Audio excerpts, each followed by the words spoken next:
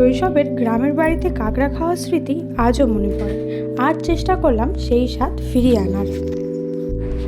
গ্রামাঞ্চলে সাধারণত নদী, খাল, মাঠ বা বিলে পাওয়া যায় টাটকা কাঁকড়া, যা শহরের পরিবেশের চেয়ে অনেক বেশি সুস্বাদু এবং স্বাস্থ্যসম্মত বলে ধরা হয়।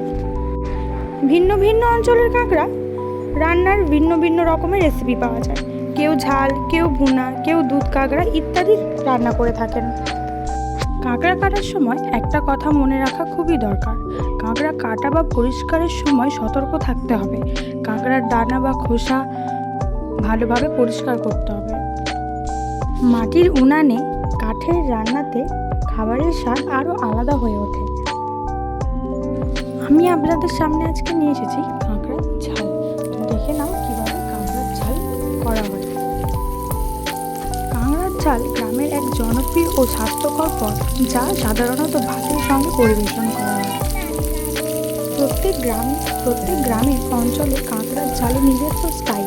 কেউ বেশি মরিচ দেয়, কেউ সর্ষে, কেউ আবার শুধু রসুন আর ধনেপাতা দিয়েই রান্না করে।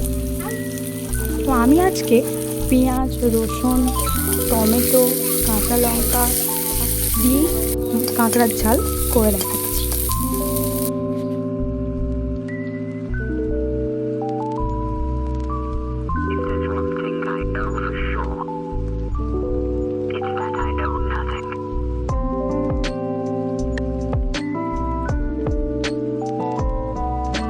সব উপকরণ একসঙ্গে তেলে দিয়ে ভালো করে মিক্স করতে হবে।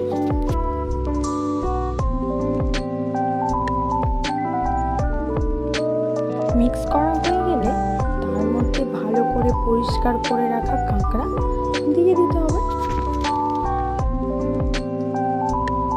সেটাকে ভালো করে কষিয়ে নাড়িয়ে চাড়িয়ে নিতে হবে।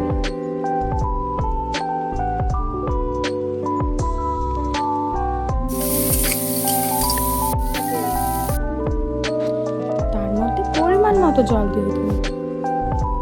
আবার ভালো করে কষিয়ে নিন।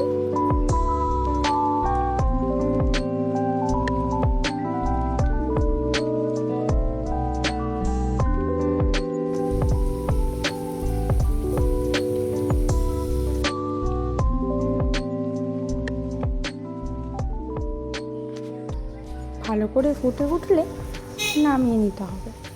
রেডি আমাদের গরম গরম কাঁকড়ার ঝাল। গরম গরম ভাতের সাথে কাঁকড়ার ঝাল খেতে খুবই সুন্দর লাগে।